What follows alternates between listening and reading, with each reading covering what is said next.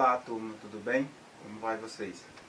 Bom, aula, sexto ano de ciências, que envolve o solo, conteúdo lá do nosso livrozinho didático, né? Aos nossos alunos do Colégio Circulista, tá? Nós vamos dar continuidade aqui ao que nós já começamos em sala de aula, falamos por videoconferência, tá? Um assunto que envolve aqui o solo, as suas propriedades, a sua importância, bem como os cuidados que nós devemos ter com esse localzinho onde nós colocamos os nossos pés. Pois bem, o que é o solo? Conforme nós já vimos, conforme o livro de vocês também expressa, solo é uma camada de material. Esse material ele é resultante da degradação das rochas.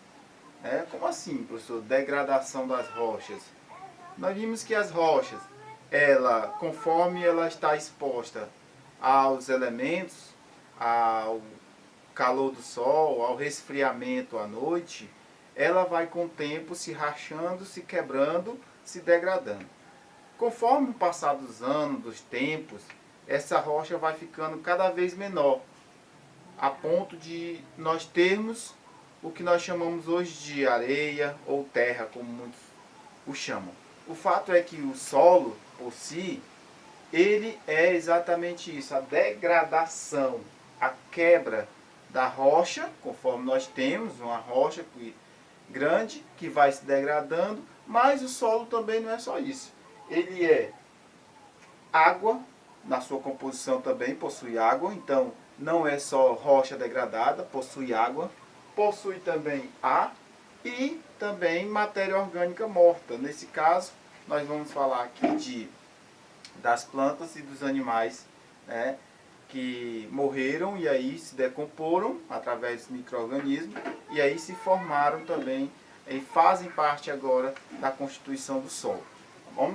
Então, nós podemos simplificar isso tudo nessa seguinte, nesse termozinho aqui como é que a gente pode dizer, nesse resumo, de informar, de dizer como é que é o solo. Então, qual é a sua composição? O solo, na realidade, ele tem parte mineral, aí nós estamos falando das rochas, parte orgânica, aqui se falando dos animais e plantas mortas, água e ar. Então, esses 4 elementos fazem parte do solo propriamente dito. Ok? Então, mas qual é a importância deste solo para nós, seres humanos? Qual a importância? O solo tem tanta importância que mereça ou que deva estar dentro do nosso conteúdo do sexto ano? Claro que sim. Eu listo para vocês aqui 4 importâncias básicas do solo, mas sabendo que existe muito mais. Primeiro, o solo é para nós seres humanos uma fonte de obtenção de alimentos. Aqui, quando nós sabemos que, quando nós vamos no supermercado, que encontramos lá um saquinho de arroz, o saquinho de feijão, o macarrão, a farinha, enfim, todos aqueles produtos que estão lá, a grande totalidade dele veio do solo. Isso através de quê? Da agricultura ou da pecuária. Tá? Então, na agricultura, o que é que a gente pode destacar? As plantações de milho, feijão, soja, arroz, trigo e por aí se vai. Isso, a questão de obtenção de alimentos. Em caso ainda de obtenção de alimento por meio da pecuária, nós temos as pastagens, que o homem, daqui a pouco a gente fala sobre desmatamento, mas o homem muitas vezes chega a desmatar as matas para criar pastagem, para a criação de gado. Isso é bom, por um lado, e por outro, a gente já comenta isso. O solo também é muito usado nas construções, onde a casinha de vocês estão fixadas, no solo, tá? Onde os hospitais estão, onde a nossa escola está. Então, tudo isso em cima do solo. Então, o solo serve para a construção. Agora, não é todo solo ou qualquer tipo de solo que vai servir para a construção. A gente vai já ver um pouco disso. Tá? E substrato. Tá? A casinha de vocês, ela tem um telhado. Esse telhado, ele veio do solo. O solo foi trabalhado, foi transformado até formar um telhado. A parede da casinha de vocês também é o solo trabalhado e transformado. Tá? Então isso é o que nós chamamos de substrato. Tirar o solo, transformar em algo diferente que seja utilizado, né, para as nossas construções ou outros fins. Tá? Esses são 4 listagens que eu dou para vocês da importância do solo, mas sabendo que existe muito mais. Né? Tipos de solo. Vou destacar 3, mas deixando claro também, existe outros tipos de solos e de importância para nós também. Tá? Mas destaco 3, mesmo porque são os 3 que estão aí no livrozinho. Tá? Solo arenoso, que é aquele solo que onde não retém água, a água entra nele e logo vai embora, certo? Esse tipo de solo possui 70% de areia, e aí nós vamos falar aqui do solo que está envolvido na areia da praia, né? Essa água, quando vem da chuva, chega nela, vai e desce rápido, então dificilmente você vai encontrar nesse tipo de solo uma poça de água, tá? Solo argiloso. 30% de argila. É um solo que encharca com a água. Então, quando chove bastante, cria aquelas poçazinhas de água, tá? Sendo assim, não é um solo muito apropriado para construções, né? Já que é um solo que encharca. Então, se eu for construir aqui dentro, né, com certeza eu vou ter problemas futuros, tá? Solo humoso. São solos que possuem 10% de humus, ou seja, é um solo fértil. Tá? Nesta circunstância, é o solo apropriado para a plantação, né, para a obtenção de alimentos. O solo humoso, pois é um solo rico em nutrientes, fértil para que as plantas possam se desenvolver. Esse tipo de solo é o solo usado na nossa agricultura, tá? Pois é um solo que fornece para as plantas todos os nutrientes necessários, bem como a água e o ar que a planta também precisa. Tá? Então, solo humoso. Mas o que quer dizer humus, professor? Humoso. O que quer dizer isso, né? O humus. O humus vamos, de uma forma bem prática, os dejetos que os animais que se alimentam da matéria orgânica morta, por exemplo, uma plantinha que foi lá na mata morreu, então as minhocas se alimentam dessa planta e os seus dejetos viram o humus. O humus, por sua vez, vem rico em nutrientes que a planta absorve e nessa circunstância ela coloca, né, a transformação de frutos ou de legumes, como é o caso da nossa agricultura. Tá? Melhoria do solo. O solo, conforme você vai usando dia por dia, ele vai se desgastando. Né? Então, é como se fosse nós. Se você não se alimenta, né, a sua energia vai se acabando aos poucos até a hora em que você sente a necessidade de se alimentar de novo para reabsorver essas energias. Né? O solo é do mesmo jeito. Certo? Se você só retira dele, um dia esse solo vai ficar pobre e aí o que vai acontecer? Ele não tem mais aquelas propriedades nem aquela capacidade de fornecer para as plantas o que ele fornecia antes.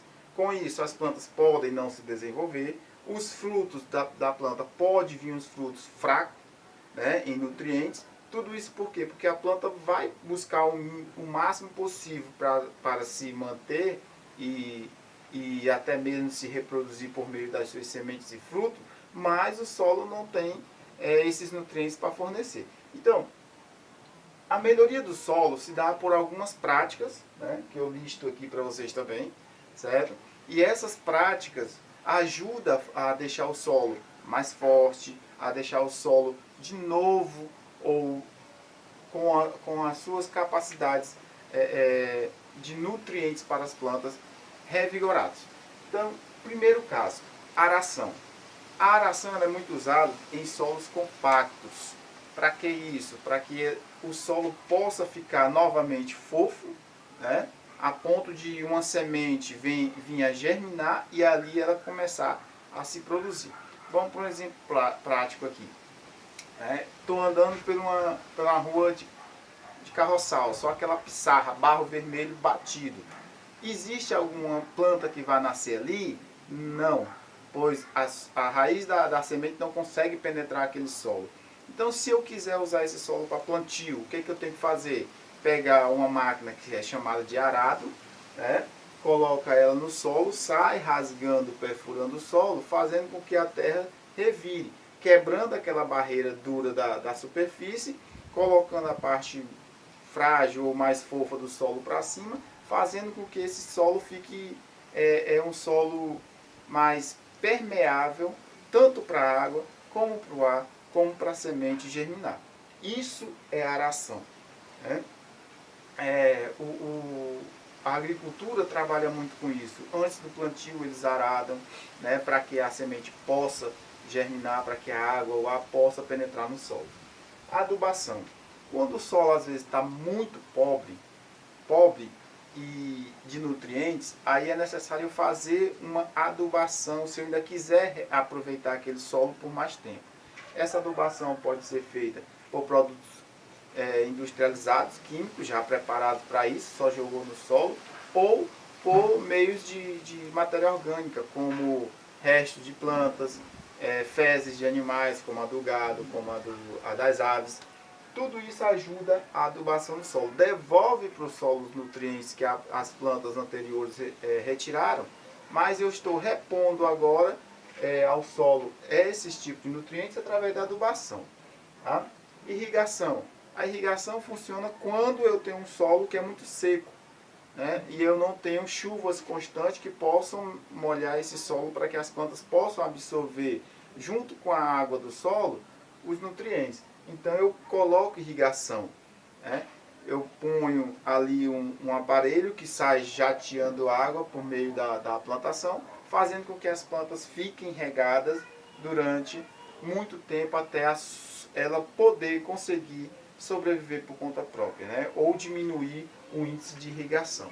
Tá? Então, irrigação, quando nós temos solo muito seco, e aí eu preciso regar esse solo para que as plantas possam se desenvolver. Drenagem.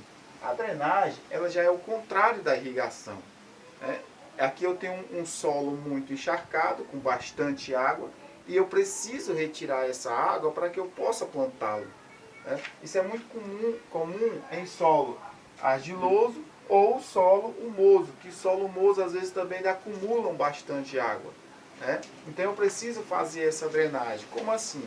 Cava-se buracos onde a água saia e o solo fica mais exposto, sem água por cima, apenas com a água encharcada na quantidade suficiente.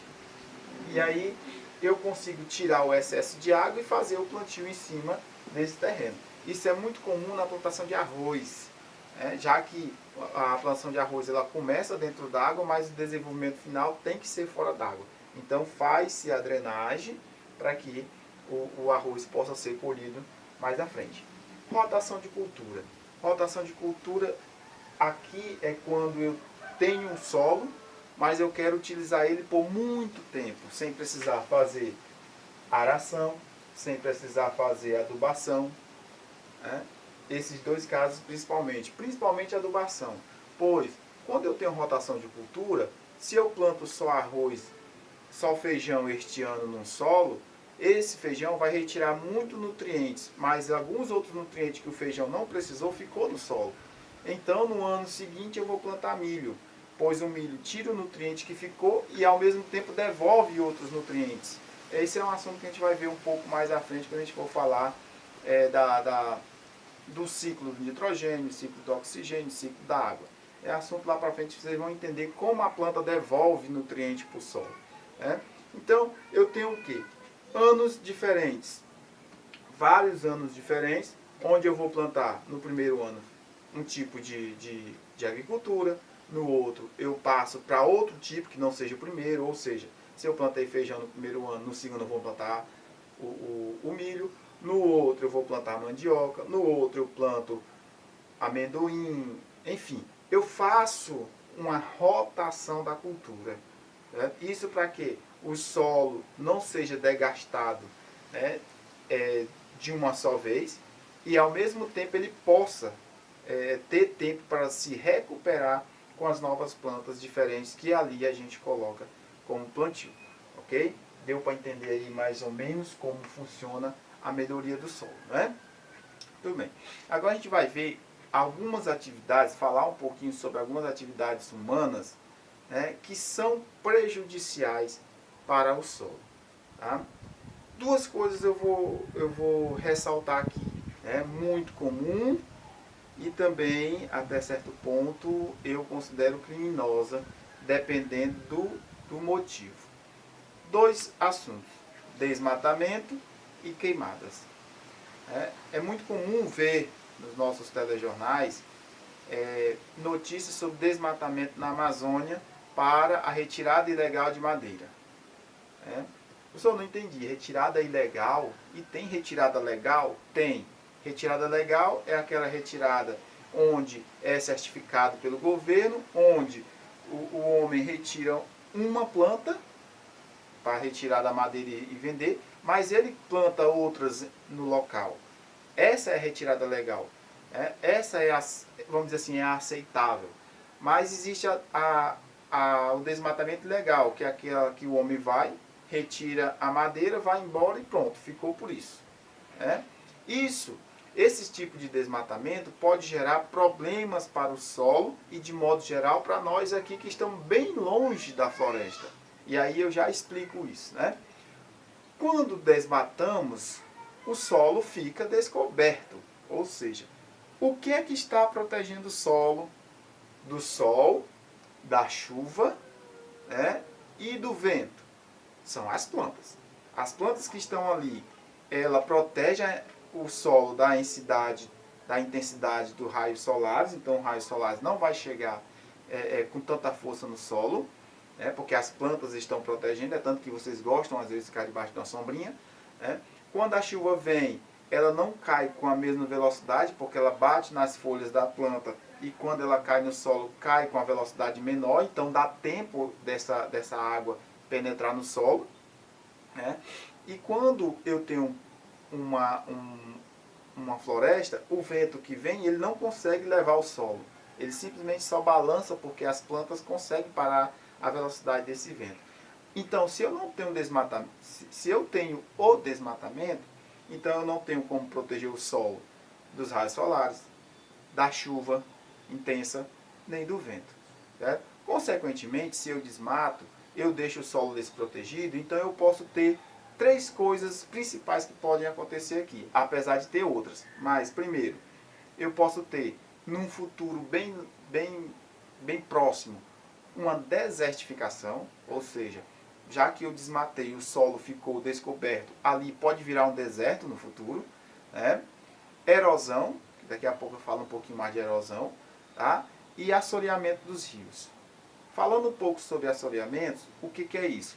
A chuva vem, bate no solo, como o solo está desprotegido, a chuva acaba levando o solo para dentro dos rios. Então vai fazer com que aquele rio, que era de 10 metros de profundidade, aos poucos vá se aterrando, e aí um rio que era de 10 metros de profundidade, com o passar dos anos, passa a ter 2 metros de profundidade. Aí eu pergunto, e aquela água toda que ocupava 10 metros de profundidade, vai para onde agora? Vai descer rio abaixo, vai acabar o quê? Alagando as cidades lá na frente, alagando as lavouras, certo? Destruindo a fauna, a flora por onde ela passar.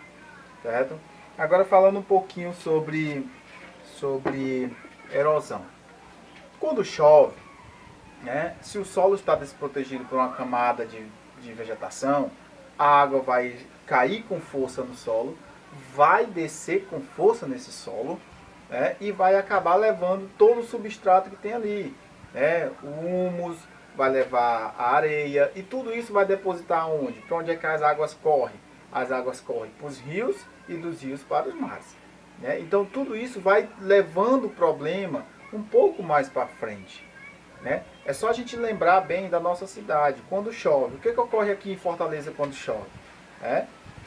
Se a rua é uma ladeira muito grande, a chuva vem com grande concentração de força de lá para cá.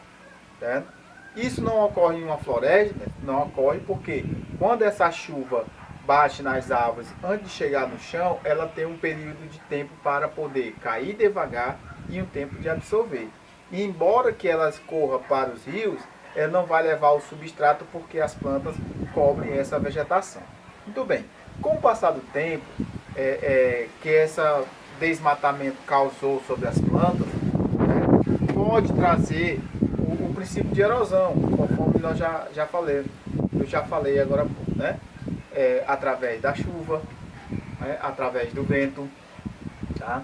O próprio vento também pode causar desertificação, isso se o solo estiver desprotegido. Né? E tudo isso são problemas que poderiam ser evitados. Né? Outro problema bastante comum que ocorre em meio ao nosso solo é devido às queimadas. Quando eu queimo o solo, eu não estou simplesmente só destruindo a plantação que ali tinha, a vegetação que cobria aquele solo, pois o homem queima o solo para vários fins. Plantio ou criação de pasto é o mais comum. Né? Só que quando eu queimo, além de destruir a plantação nativa que ali estava, eu também queimo os micro-organismos que moram nesse solo. Né? Esses micro-organismos, de forma geral, são eles que repõem os nutrientes no solo. Né? Então, como é que eu posso plantar uma árvore ali para ela tirar o máximo de nutrientes se eu não tenho mais uma bactéria que ali vivia, um fungo que ali vivia, né? Um micro-organismo, um animalzinho pequeno que ali vivia e fazia com que todos esses nutrientes retornassem para o solo. Então, as queimadas, elas são prejudiciais ao solo, principalmente por causa disso. Além de deixar o solo descoberto e tudo aquilo mais que a gente falou um pouquinho aqui para trás. Então, para a gente fazer um desfecho desse conteúdo, eu deixo para vocês uma dica. Façam uma pesquisa, uma fonte de pesquisa em relação ao desmatamento e às queimadas dentro do nosso país, principalmente na nossa região amazônica. Para vocês verem quanto de informações que vocês vão ter auxiliares sobre este conteúdo. E para encerrar, eu deixo 3 questões para vocês, alunos do Circulista, Circulista Bom Jesus, nossa escolazinha da Aerolândia, certo? Eu deixo o seguinte para vocês, 3 questões para vocês resolverem, tá? E a gente vai lá e discutir ela na nossa próxima videoconferência. Primeira questão, quais são os principais tipos de erosões? Tá? Anota no caderno, tá? Resolve, que é para quando a gente chegar para a nossa videoconferência, a gente ter lá a resolução dessa atividade. Como podemos evitar a erosão do solo? É a nossa segunda pergunta. Como podemos evitar a erosão do solo? Tá? Terceira e última pergunta. Como podemos combater a erosão do solo? Cite 2 exemplos. Tá? Como podemos combater a erosão do solo? Cite 2 exemplos. É a terceira e última pergunta. Tá? Veja o vídeo, assista, veja novamente, perdão, quantas vezes for necessário, tá? E a gente se vê na nossa próxima videoaula. Tchau!